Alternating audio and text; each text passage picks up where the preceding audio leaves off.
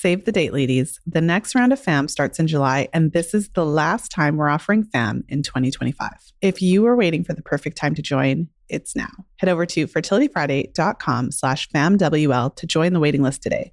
That's fertilityfriday.com/FAMMWL, and you'll be the first to know when registration opens up again. Again, that's fertilityfriday.com/FAMMWL. This is the Fertility Friday podcast, episode number 569.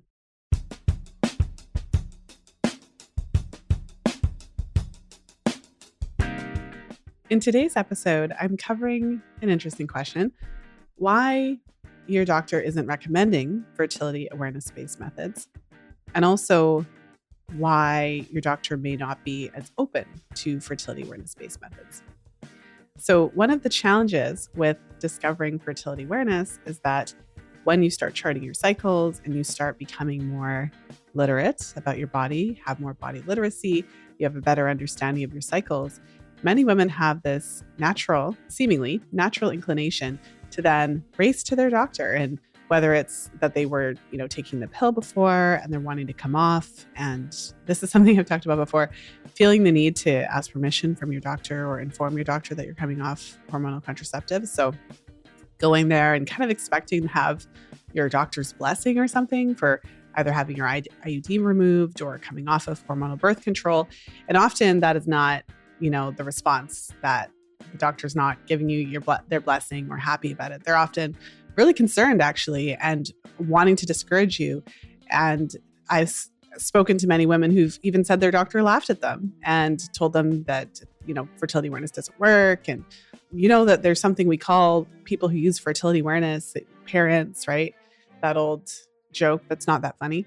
And a lot of women are really alarmed by this, really confused by this. And often they had a really good relationship with their doctors. So it kind of feels like it came out of the blue. Like, why are they behaving this way?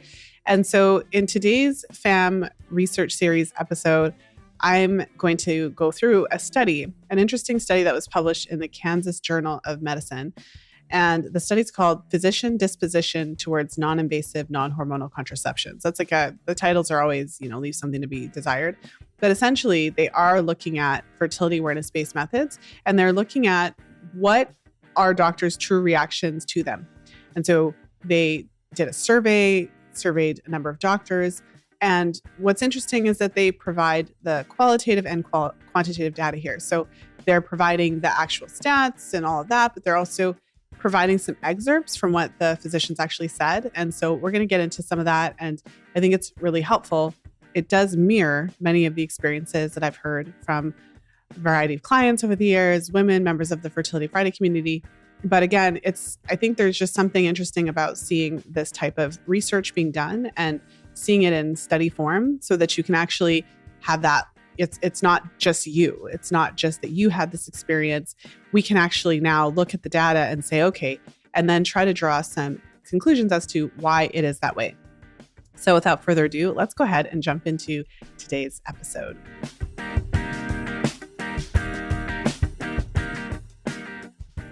All right, so the stated goal of the study, the stated intention from the researchers was to really better understand how physicians think about non-hormonal versus hormonal contraception, especially fertility awareness-based methods. So again, it's really nice when you can find research that's specifically on this topic, because it's not always the subject that has the most abundant research studies on it. But that's the stated intention. And what they did is they surveyed. So in the end, they had 79 physicians complete the survey. So they had sent it out to more, but they had 79 who actually completed it.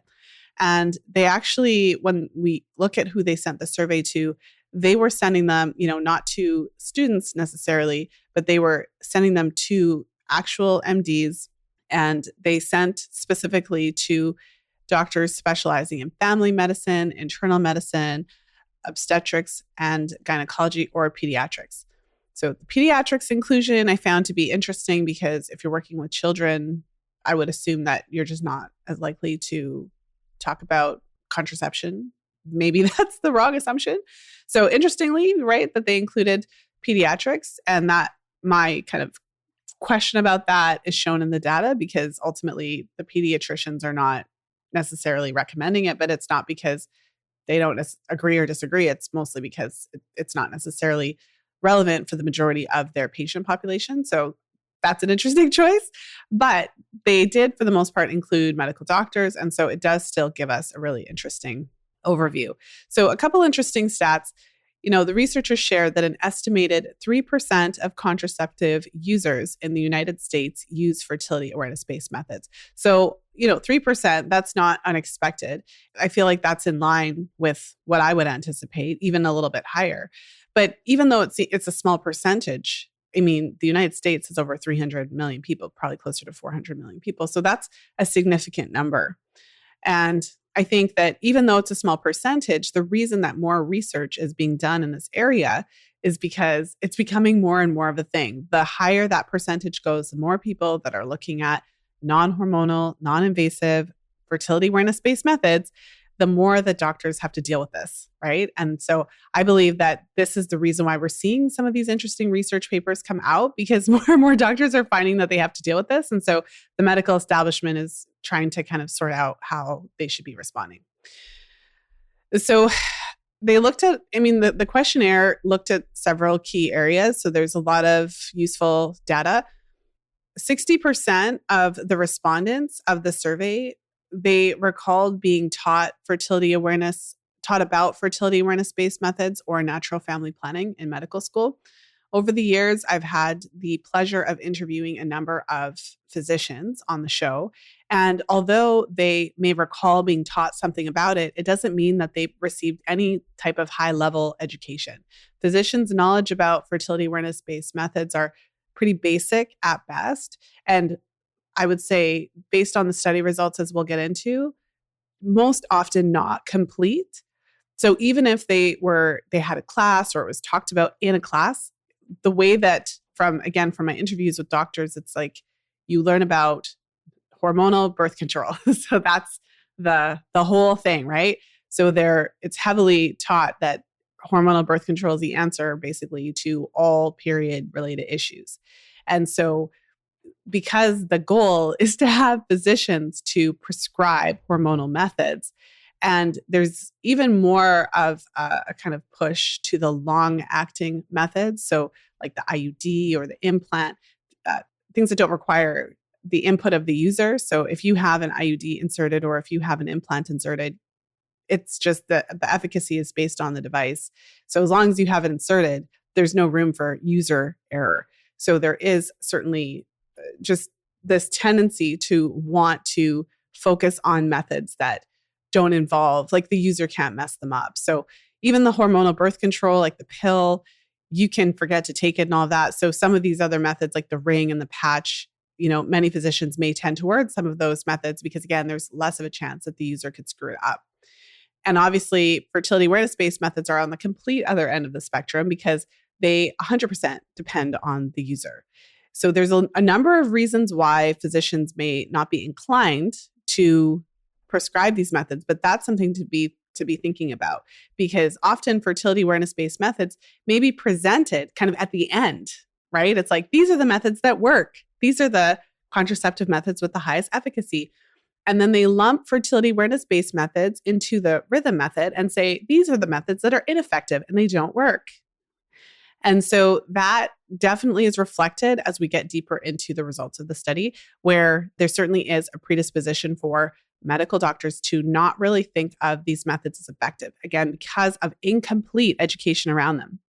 Because if you lump in the rhythm method with an app that people are just saying that, I use an app and then it gets counted in data as a fertility awareness-based user, then you're going to have a high failure rate because they're not using any type of method, right? So we'll continue. But 60% of the respondents, as I mentioned, recalled actually being taught something about it, which means 40% do not. So according to this study, 40% of the medical doctors didn't actually recall being taught anything about fertility awareness-based methods. So that's really important. That's 40%, like that's almost half. And so if this survey is representative of a person's average experience, it means that you may be charting your cycles and bringing your charts to your medical doctor, hoping for some sort of acknowledgement of what you're doing. And again, if we go based on the results of the survey, there's a 40% chance that your doctor was taught literally nothing about fertility awareness-based methods in their medical school experience. So you can reflect on that. And this is why we have to be aware that your medical doctor does not specialize in this unless they have, right? So if medical doctors who have specialized in fertility awareness-based methods, they intentionally take subsequent training outside of their medical program. And so if that didn't happen, then not an expert. Okay. So 96%, according to the survey, were, quote, familiar with the changes in cervical mucus that occur throughout the menstrual cycle. So even though only 40% recalled being taught anything, 96% were very familiar with the changes of mucus. And 99% were familiar, quote, with the changes in basal body temperature that occur throughout the menstrual cycle. So again, reflect on that for a minute. 40% didn't even recall learning anything in their medical school, but like 99% are like, yeah, I understand temperature. And 96% are like, yeah, I understand mucus. So there's a theme that runs through this of overconfidence. Maybe it's just something to do with the ego thing. But I'll just kind of gloss over that for now. Okay, 46% of the respondents reported that they had patients that use fertility awareness-based methods for contraception. So this is interesting because, again, it's whether they're aware of it or not, whether their patients are comfortable talking about that with them, whether they've created an environment where the patient would even say anything. Because, I mean, if you think about it, some doctors they have a certain bedside manner where you would actually feel quite comfortable. And even if you know that it's not their preference for birth control, many of us have had the experience where you have this doctor who's really, open-minded and respects patient choices. And so even if it's not necessarily something that they would recommend, you would still feel comfortable telling them about it and they would still be respectful to you about that. And there's other doctors who might have such a negative whole aura around them, around this kind of stuff, that you might not even feel comfortable saying it. So I feel like that's interesting as well. But 46% said, okay, yes, I have patients I know who are using this. 33% were unsure. And 21% said, nope, I don't have any patients using this at all for contraception. So you take that what it is. And so a couple interesting points here as we continue to make our way through this data. Participants were asked if they included fertility awareness-based methods in their contraceptive counseling. So this is super interesting. And of the 84 respondents who answered this question, 42% said yes, 24% said sometimes, and 34% said no. So this is where we get some insight. So according to this study, there was a decent amount of physicians who said that they included fertility awareness-based methods in their contraceptive counseling. I feel like that was even higher than I thought. But as we get into the data, we get a little bit more nuance because it's not that these physicians are recommending it across the board to say, like, to everybody. And I'm not arguing that would even be the most appropriate thing to do, because there are plenty of women who are not interested in fertility awareness-based methods. There's plenty of women for whom, using a fertility awareness-based method wouldn't go along with their phase of life and that kind of thing. So absolutely, I've never said that everyone should be using fertility awareness-based methods. What I've always said is that everyone should be aware of them. And in a perfect world, we'd be aware of all of the choices so that if a person doesn't jive with hormonal contraceptive, if they've had some side effects and they are wanting to know what other options are, that they would at least have that kind of perspective. But I thought that was really interesting because I don't think it means 42, based on the data, which we'll get into some more of it, but I don't think it means that 42% of these doctors are like every patient are always outlining it, but that they do include it when they see fit. Like when they think it's appropriate for a specific type of person, they are talking about it. They're open to talking about it. And then, of course, the 34%, like, no, never. Like it's not a thing that I would ever talk about. So there was an interesting kind of breakdown of some of the responses of the survey. And what they did is once they would have these physicians answer these questions, they would ask them kind of give them a table or give them a series of questions and to have them select like, okay, so what are the reasons that you're not including fertility awareness-based method in your contraceptive counseling? So for the participants who said, I sometimes talk about it, and the participants who said, I never talk about it, they were like, okay, so here's a list of possible reasons. Check the ones that are like the most, like, why are you not using them? Like, tell us, check off like which are the most kind of pressing reasons why you're not providing this counseling. And unsurprisingly, at the very top of that responses, the most frequent response that was given was that they felt that fertility awareness-based methods were ineffective. So for the users who said never, that was like just absolute top. So the doctors who do not recommend it, their biggest reason was that they don't think they're effective. They think they're totally ineffective. And even the users who recommended it, sometimes that was one of the reasons, although it wasn't as strong of a response. So another, like the sometimes users also said that patient values.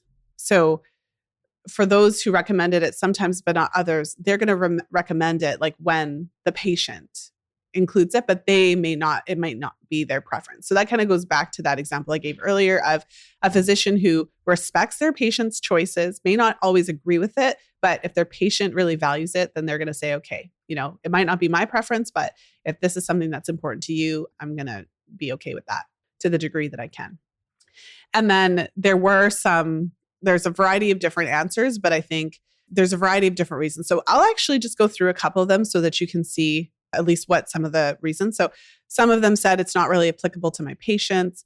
Some of them said they need to have motivated patients. So they're not necessarily recommending it because they wouldn't, like, some of their patients may not have that desire. Because obviously it's a self-driven method. It's a user-dependent method. It's not going to work if you're not going to chart and check and be consistent. So if you're not doing that, then it's not going to be the best method for you, right? So those doctors who never recommended it were more likely to bring up that they were unaware of fertility awareness-based methods, that it was unscientific. I already mentioned the ineffective, which most of them were going to say, or unsure of the efficacy. That was much smaller percentage. And so there was a good mix, but again, these are not surprising, but I think it's useful to go through some of these reasons why they're not recommending it so that we can have a better idea of where they're coming from. You thought it would be easy. Teach them to chart their menstrual cycles, they said. Help them learn to use the menstrual cycle as a vital sign, they said. And then you saw the charts. You saw things that you didn't even know were possible, and you really don't know how to interpret them. Fortunately, I've created the perfect solution for you. I want to share with you our top resource for women's health professionals, how to interpret virtually any chart your client throws at you.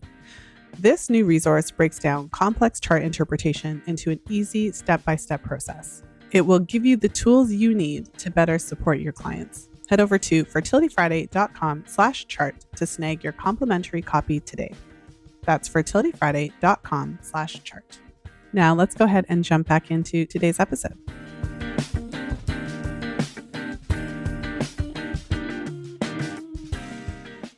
One thing to consider is that when we talk about these negative experiences that many women have had with their medical doctors or their healthcare providers, and we're talking about, okay, they want to use fertility awareness, they're not encouraging that, they're saying it's not going to work and all that kind of stuff.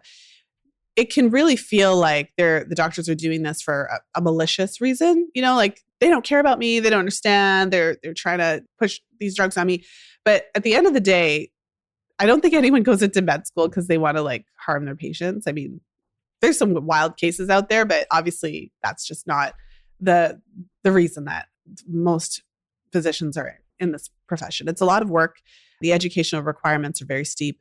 And so I believe that the vast majority of physicians do have their patient best interests at heart in a way. But I think that, again, they're coming from it from a certain perspective. And the more we can understand that perspective, the more that we can advocate for ourselves, the more that we can choose which If you see that your values are not aligning with a certain physician, that you can, try to find a different doctor. I think that it's really important for us to understand where they're coming from. So they're coming from a school of medicine where they were taught that efficacy is the most important value. And so for many physicians, that's how they come out of med school. So they want you to use the most effective method. But for many women, the highest value, so efficacy is important, but the highest value may be your health. It may be to be free of side effects. It may be to have some degree of body literacy.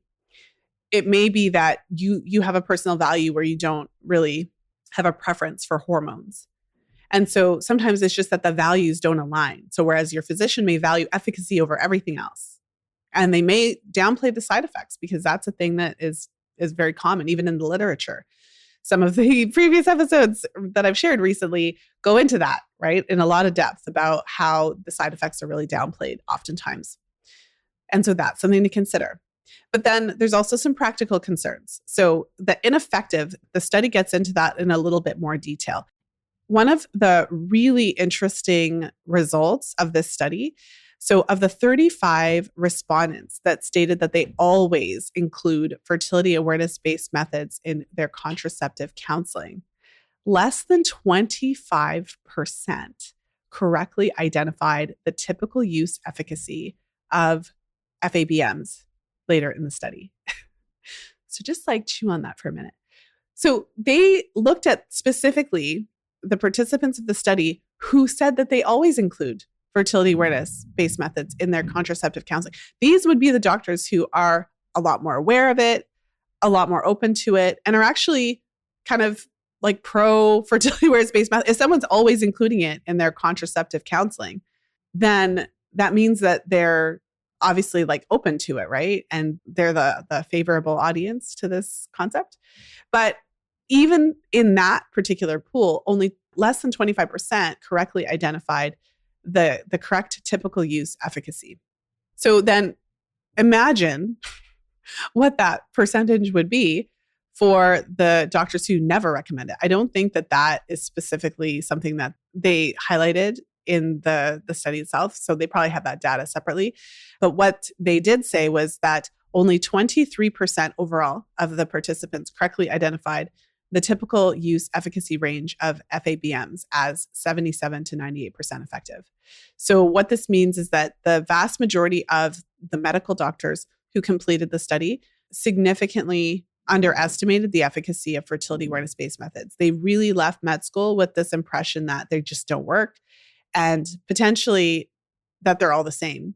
I would wonder if the physicians who correctly identified the efficacy are more aware of some of the specific fertility awareness-based methods. So whether that be the symptothermal method or the symptohormonal methods or the cervical mucus only methods. Interestingly, even when we start a new class of our fertility awareness mastery mentorship, one of our first modules is fertility awareness-based methods because it's really essential when you're jumping into this field and starting to teach charting that you are aware of the different types of charting methods, because as soon as you start talking about, okay, I'm teaching charting now, you can learn to chart with me, then you are going to attract some people who have experience with charting and potentially have some gaps they want to fill or some holes in knowledge. And so if you're going into this field and you don't have a good, solid understanding of other fertility awareness-based methods, what types they are, what kinds they are, then you will have a kind of a steep learning curve when you start having clients come in that have learned different methods, right? But what's interesting is that when we go through that training and when we go through that module, our practitioners who are obviously familiar with charting, many of them have charting experience. So not all of our new practitioners have charted before extensively, but I would say at least 50% have some charting experience, generally speaking. And so these are professionals, women's health professionals with a keen interest in charting. Potentially they've done it themselves, but the majority haven't heard of all of the different fertility awareness-based methods and aren't necessarily even educated about, I didn't even know that this type of method was a thing or this type of method was a thing. And so again, think about that in terms of medical school, right? So this data from the study would indicate that the majority of physicians, even the ones who are encouraging and open to promoting fertility awareness-based methods to their patients, the majority still are not fully educated about the efficacy. So I would say that this piece of data really stood out to me. That's why we're hanging out here. And that's why I'm talking about it and kind of focusing on it. Because again, what I've always said is that your doctor is an expert in what they studied in medical school, but we can't expect our physicians to be experts in everything. You don't expect your physician to be able to put siding on your house, right? So it's not really fair for you to expect them to be an expert in every possible facet of health. So similarly to, you shouldn't expect your physician to be an expert in nutrition because they don't have an extensive nutritional training in medical school. It's not a thing. You can, if you ever have an opportunity to interview a doctor, or we could link some of the previous interviews that I've done with medical doctors, I always try to ask, so what did you learn about nutrition? What did you learn about fertility awareness-based methods? And I've heard many doctors say, well, we had a lecture one afternoon for a couple of hours, and that was literally the training on nutrition. Or for fertility awareness-based methods, it was like, okay, well, we learned all about the hormonal methods, but really it was kind of brought up at the end to say these are the ineffective options. And so again, that's huge, huge to help us to understand where our doctors are coming from.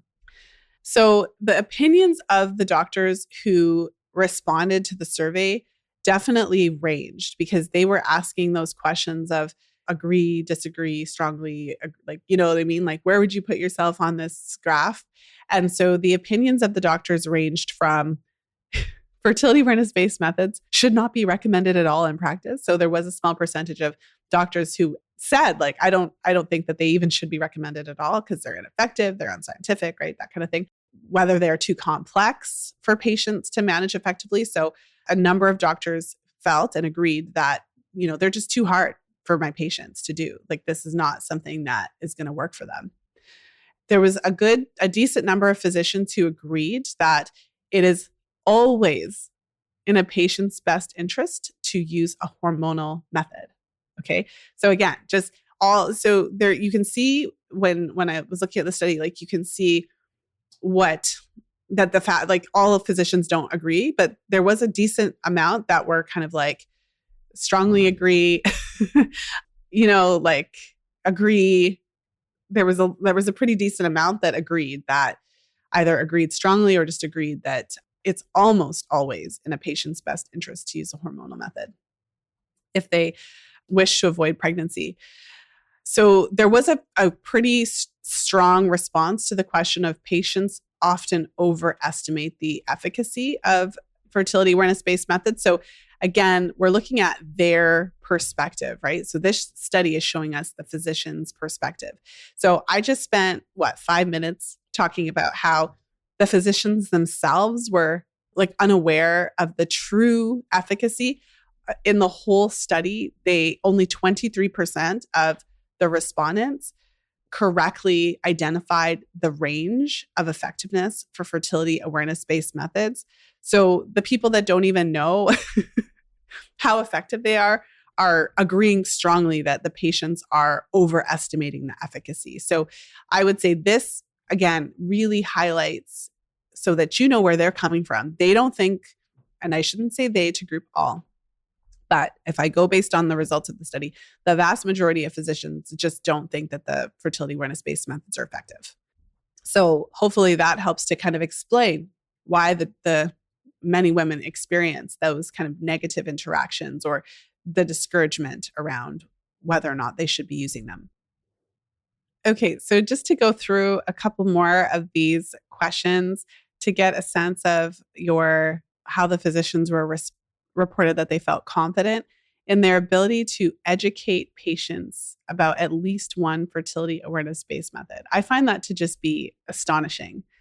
So yeah, it was almost 75%, like quite a high percentage of fertility awareness-based methods, when only 23% actually can correctly identify the efficacy. It is amazing. So again, really overestimating their knowledge there.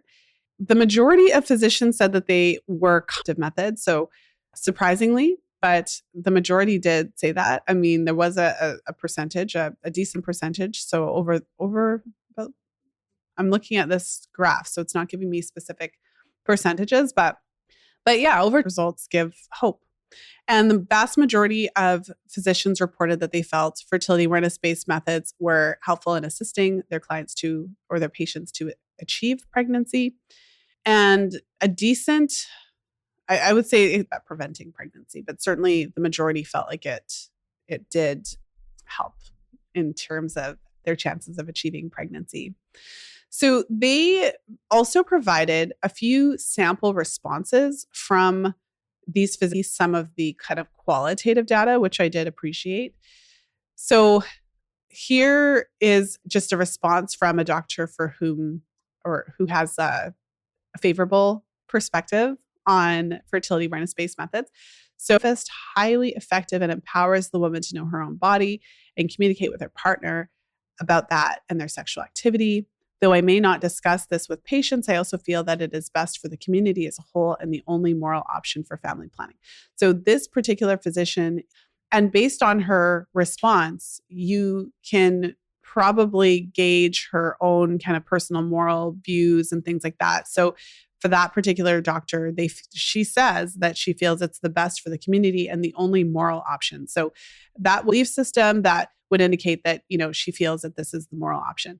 So that's something interesting as well, because then I would be interested in a study that looked at some of these things, but potentially doctors with an affiliation, for example, with like having it out there, more open to it, because it is also a great tool to increase communication and cooperation between partners. In my contraception lecture in med school, the lecturer made the point that the less daily control a woman had in the family planning method, the more effective it was. For example, the IUD is highly effective because it does not require that a woman remember it. I think many providers shy away from fertility awareness-based methods because these methods necessarily place the control on the woman. However, for many women, the increased control is increased empowerment. So again, that shows you another kind of snippet at why this particular practitioner has a favorable response. Now, interestingly, you get so much data in their answer because I've already mentioned that I've heard this from doctors. They're taught that the methods that you should recommend are the ones that require the least, if any, involvement of the woman herself, because it's like we can't trust her to do any of this stuff. So we need to stick an IUD in her so that the birth control is just going to work regardless of what she remembers to do. And so that kind of skews providers and medical doctors at times toward the methods that are the least that require the least amount of action and effort from the woman. So I think it's interesting that that was reflected in the answer. So to give another example, so those were the doctors who provided a favorable response of like, if you encourage your patients to use fertility awareness-based methods, why? So then the second set of answers were from physicians that said sometimes. So the first was the yes, and then these are the sometimes. So physician A says, I offer better, more effective forms of contraceptives first if they decline or show an interest in fertility awareness-based methods than we discuss. So again, that is really interesting, provides more insight as to the kind of rationale and psychology behind it. And again, the wording was better, more effective. Those are the ones that I recommend first. So this physician is sharing that I believe that the hormonal methods are better and more effective. But if you don't want those, then I'm open to sharing these other kind of less effective, lesser options.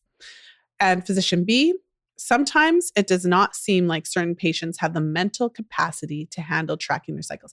Now, again, I don't think that statement is necessarily wrong. I feel like if you're working with the general population, there are plenty of people for whom at this particular stage of their life or for their particular situation, it's not going to necessarily be the right method. I think that is a fair statement. But again, it gives you an insight into, well, why are the physicians making these choices, right? So sometimes it does not seem like certain patients have the mental capacity to tracking their cycles. So the doctor's judging the patient's mental capacity to handle tracking their cycles. Okay. And then the last example would be from the physicians who replied no, who said, okay, no, I don't recommend this. It's not a thing. So physician A says, because people who use natural family planning are called parents. Literally, that was the response on the survey. And Dr. B said, some biases against these practitioners Some in the community view some parts of natural planning as a voodoo medicine, or at least I do sometimes. Wow. So this is again a sample response that they included in the study itself. So the first one was, obviously, I don't think it's going to work. It's not effective, right? Because this particular physician is saying, because people who use natural family planning are called parents. So basically saying, if you use it, you may as well be not using anything because it's the same. It's just a matter of time until you get pregnant. It doesn't work. It's not effective. Come on, stop wasting my time. Let's get you on a real method, right? Let's get you on one of the actual real methods. So and this is helpful information because again, for the clients and various women who I've spoken to over the years who've said that they were outright laughed at by their physicians, again, these are physicians who are taking for granted this concept, this idea that they just don't work. It's just not effective. It's like a non-method. And we need to know that when you're going into a physician's office, that a certain percentage of them have that perspective. And you have to be prepared for that. And there may be, it's not just physicians, we shouldn't be just calling out doctors. There's plenty of people in every profession that have varying knowledge of fertility awareness-based methods. So many women think, okay, well, if I go to a nurse practitioner or a midwife or a naturopath, surely they're going to be totally open to it. And again, it depends on the person. You may have a better chance that these other practitioners have a better knowledge of these areas, but it's not always the case. It really depends on the individual practitioner. And then the other response I thought was really interesting and really insightful because this is not something that I had really thought of, reflected on. Although I have had a personal experience where I asked my doctor, my medical doctor, for additional thyroid testing. And my doctor basically told me, like, if I asked for the antibodies and that kind of stuff, because that goes beyond their typical labs in conventional medicine to screen for thyroid issues, that other doctors would laugh at me basically because it was like nobody asked those. So if nobody asked for those. So if I asked for those, they're going to say, okay, well, what's wrong with him? Okay. So this was interesting because this isn't something that I've thought of related to fertility awareness-based methods, but Dr. B says that there's some bias against the practitioners who do recommend it. And people view it as voodoo medicine. Sometimes I think it's voodoo. So I'm not going to recommend it because I'm not one of those crazy people who recommend voodoo. It's amazing. It's amazing when they include the qualitative data. But this is something to consider. This doctor is saying when a doctor is recommending fertility awareness-based methods, they put a mark on themselves and other doctors look at them in a certain way because they're going against the grain, right? If you recommend these, you're taking a stance and you're going against the establishment. And some people are literally thinking that you're recommending voodoo. My gosh. And there's so much science behind fertility awareness-based methods, but apparently we're calling it voodoo. So again, if you take this is why I wanted to go through some of that qualitative data, just so that you could hear some of the sample responses that the researchers included in the paper. Because again, it really gives so much insight. I feel like with qualitative data, you always get this other layer, this deeper layer of like the why behind it. Because just to see like the 34% of doctors do not recommend it, you're kind of like, okay. But to hear, I would love to read all of it, right? I'd love to read all of the responses, the qualitative data, because they just gave us a little sample, because it helps us to understand where they're coming from. And if we know where they're coming from. So for example, if you are trying to find a doctor who's open to this, who you can talk to about it, who you can feel comfortable discussing, then in the survey, it kind of outlined 3 potential archetypes in terms of your doctor's openness to fertility awareness-based methods. So the first would be the kind of most ideal, I guess, if you think about it, because if a doctor's really open to it and they are really kind of positive about it, then that would make it the easiest. And you could work with the doctor like that. Obviously, if they feel like it's a really good method and they really get behind it and they really understand it, they've really had some education around it. Yes, great. The doctors who fall into the other category that are open to it, but it's not necessarily their preference, I feel like you can also work with those doctors because even if your specific choice is not exactly what they would decide, they are at least respectful of it. So I feel like, again, in the example responses for the doctors who said, I feel like there are better, more effective methods, but if my patient wants to do it, I'll respect that. I can respect that. I feel like I can get behind that. And that's also a doctor you can work with, because they're still being respectful of your choices. But depending on the situation and what you want in terms of a relationship with your doctor or healthcare provider, if you have somebody who's basically like like making a joke about it, laughing about it, like, oh my goodness, I would never recommend that, man. What do you call these people who use these ineffective methods? You call them parents. It might be that, okay, that particular physician, it might be that if this is something that's really important to you and you don't align and you find that they're not being respectful and they're really heavily discouraging you because in their world, they don't even see it as a legitimate method at all, then maybe it's just depending on how that relationship is, you could try to like find a different provider, right? Like, so someone who is going to respect your choices. I wanted to pop in with a quick message from today's sponsor, Audible. Did you know that you can listen to The Fifth Vital Sign for free when you sign up for a 30-day trial with Audible? Head over to fertilityfriday.com/audible for details. That's fertilityfriday.com/audible. Now let's jump back into today's episode.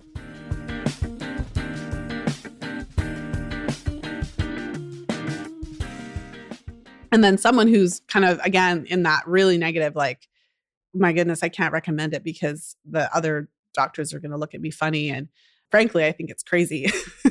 Again, that type of, if you find yourself in an office with somebody who has those perspectives, I feel like if anything, if I summarize what we've talked about so far, there's a couple takeaways here. So one is that it seems like the majority of doctors that completed the study, at least, would either be okay with it or like they wouldn't necessarily discourage a patient who was really motivated to do it, who was somewhat educated about it and was fairly committed to it. So it seems like based on the results of the study, there's a lot of doctors out there who, even if it's not their preference, they still feel like, okay, if this is something the patient really wants and they're willing to do it and take the effort, that they would be open to it, according to this particular study. Now, obviously, a huge limitation of the study is that there were 79 respondents. That's a fairly small sample size, and I don't think we can say that it's reflective of the entire field of medicine, right? So really and truly, it'd be ideal if we had a study of more than 2,000 doctors, right? But at least we have some insight into it. So just to put it out there for anyone who's more of a data nerd and kind of looking at like, what do you mean 79? That's not enough people to judge. So it's giving us some insights, but it's obviously not enough to draw broad conclusions. And I would guess that there's certain areas, certain places where there would be a more favorable response and a less favorable response, depending on even the institution that the doctor received their medical degree, because obviously some institutions would likely have more of these types of programming. So anyways, you can kind of take that as you will. But then obviously there are doctors who are totally not open to it at all. And I feel like this is helpful information because if you did have a negative experience with a doctor and it clouded your kind of perspective on this to the point that you feel like no doctors would be open to it and no one's going to help me and no one's going to listen to me, then this study hopefully is reassuring because it shows you that there's a certain percentage of doctors who are really not open to it at all. And if you find yourself in front of one of those doctors, I think it's really helpful to remember that you could potentially find someone else. And I always say this as an example, which is if you went to a hairdresser, because I know I have, and had a really bad haircut. There was this one time I went to a hairdresser and this woman like cut off so much of my hair and did not do what I asked her to do at all. It was completely insane. And I was so upset. I was like really beside myself. But I didn't go back to her. Like that was it. She had that one chance to kind of mess it up.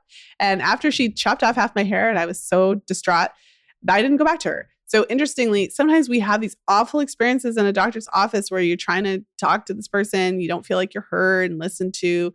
And you might even be crying or you might have had a really terrible emotional experience. But like then we just go back the next time we need help.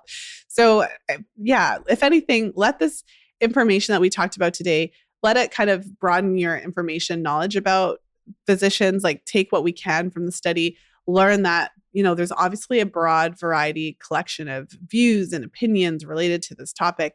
And it's helpful to kind of understand where some of these doctors are coming from. Because again, I don't necessarily think they're coming from a bad place.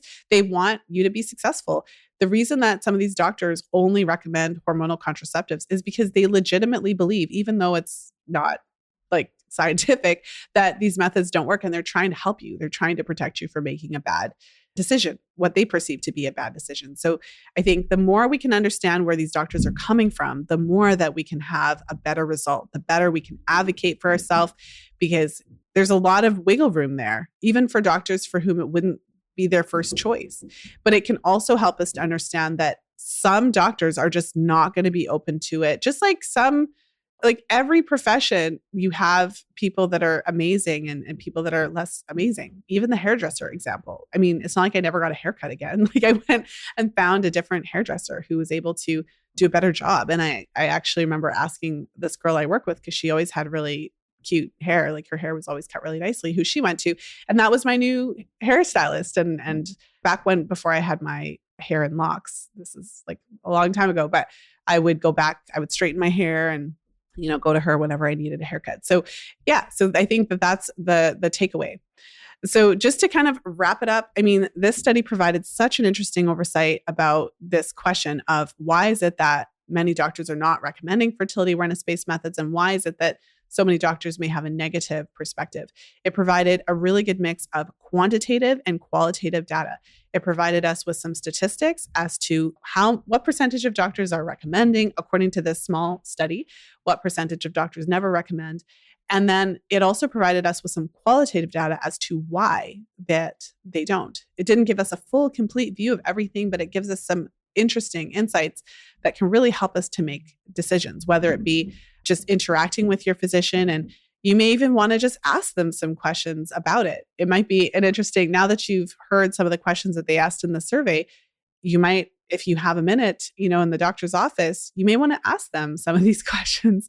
I mean, again, it could go either way, but I would be super curious about, did you ever learn about these methods? But again, be respectful and don't take it too far, because you don't want to kind of salt the relationship with your practitioner.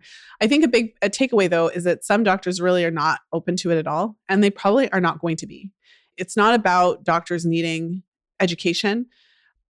I remember years ago having a conversation with Dr. Marguerite Duane, and the founder of FACS, the Fertility Awareness Collaborative to Teach the Science. And Dr. Duane is doing something that I think is great, right? She's educating medical doctors and bringing fertility awareness to university campuses, medical schools, and kind of being that change that we want to see. And I remember her sharing something along the lines of, her decision to educate students. A lot of her work is designed to educate medical students. Medical students before they have gone into years and years of practice, before they've really solidified their views. And so I'm paraphrasing here. I don't want to take her out of context or say anything wrong, but the impression that I got from that conversation was that it's well known that once you have a doctor who's been in practice for, 25, 30 years, they may be less open to learning new things, right? They already have a pretty strong belief that they know a lot of the things already. And so if you're wanting to actually make progress in the medical field, the way to do it is to teach the residents and the medical students when they're early in their careers, where they still have an openness to learn certain things and they haven't gotten to the point that they have all this experience in practice and they're not really open-minded to these new ideas. And that's something that always stuck with me, because again, the goal for me, if I go into a doctor's office, isn't to change their mind or educate them, or like you could try, but I feel like that's not necessarily the best approach. Just personally, I don't think that that's the best approach, because your doctor already went through a significant amount of education, training, and expense to get to where they are. So for you to come in and say, okay, you need to go learn all this stuff, I don't know how that's going to work. Maybe I'm just going for less friction, not more. And so I feel like you decide what's best for you. And there's plenty of doctors that would be open to learning more, and you kind of figure out on a case-by-case basis. But I feel like the results of the study for me would indicate that you want to find somebody who's at least open to it. And then if you find someone who's not, don't waste your time at trying to educate them. Because the one thing, again, another thing that really stood out to me was how much the doctors in the study overestimated their knowledge. And so what that means is that even if they're wrong, they're really confident that they're right. So even if they totally have the effectiveness completely wrong because they never learned about it at all, like they don't remember learning about it in their class, they still think they're right. Even if they literally said that they don't remember learning about it at all, and they didn't mark the effectiveness correctly, it was like the vast majority felt like they could teach you how to use one of the markers of fertility and teach you about at least one method. So So I think this is huge takeaways, and pick your battles would be the theme here, and understand where they're coming from. And if you're not getting anywhere, just like with my hairdresser, I wasn't going to try to educate her on how to cut hair. I was just going to try to find someone who knew how to cut hair properly and would actually listen to my requests, as opposed to trying to like re-educate the person who didn't do it right. So think of the hairdresser example, if any of you have had these negative experiences, and stay hopeful, because a lot of doctors are at least open to this. And I feel like that is wonderful and encouraging. And that is the note I'd like to end on. So thank you so much for being here with me today and going through this study data with me. I really feel like one step at a time, we can change this whole industry. We can really change the face of women's healthcare by continuing to just increase awareness about fertility awareness-based methods. This is the reason that I do what I do, why I share this podcast every week, why I teach women's health professionals now to really support women in this way, because I feel like this is the change that we need. This is how we change the face of women's healthcare. If this episode has inspired you and you can think of somebody who would benefit from hearing it, the share link is fertilityfriday.com/569. So fertilityfriday.com/569. And with that, I want to wish you a nice weekend, whenever you're tuning into the show. And of course, as always, until next time, be well and happy charting. Save the date, ladies. The next round of FAMM starts in July. And this is the last time that we're opening our doors in 2025. And if you're thinking about joining us, now is the perfect time. And here's why. We're all busy. None of our practitioners magically had time. Their schedules didn't just clear like the Red Sea parting or anything like that. Their prior appointments or commitments, they didn't just disappear. But they knew that FAMM's unique training model was exactly what they needed in their business, and they made it happen. Even just before getting into the program, I know when we were having conversation about whether or not if it was the right time, just with me having my daughter and trying to start my business, but also still working another full-time job and, doing all these things. Even though it felt like it wasn't the right time, it was the perfect time, especially me being postpartum and preparing again for my next pregnancy. It was the perfect time for me to learn how to track and chart my own cycles and being able to incorporate this now with my offering in my practice. If there's someone listening to this and they're like, oh, I think I want to do it, but now is not the right time, it's the right time. Take this as your sign. That was Rhoda Chi, registered dietitian nutritionist and one of our FAMM practitioners in training, who found a way to make it happen in the midst of a very full life. Our next class starts in July, and this will be the last time we're offering FAMM in 2025. Head over to fertilityfriday.com/FAMMWL. That's fertilityfriday.com/FAMMWL to join the waiting list today, and you'll be the first to know when registration opens up again. That's fertilityfriday.com/FAMMWL.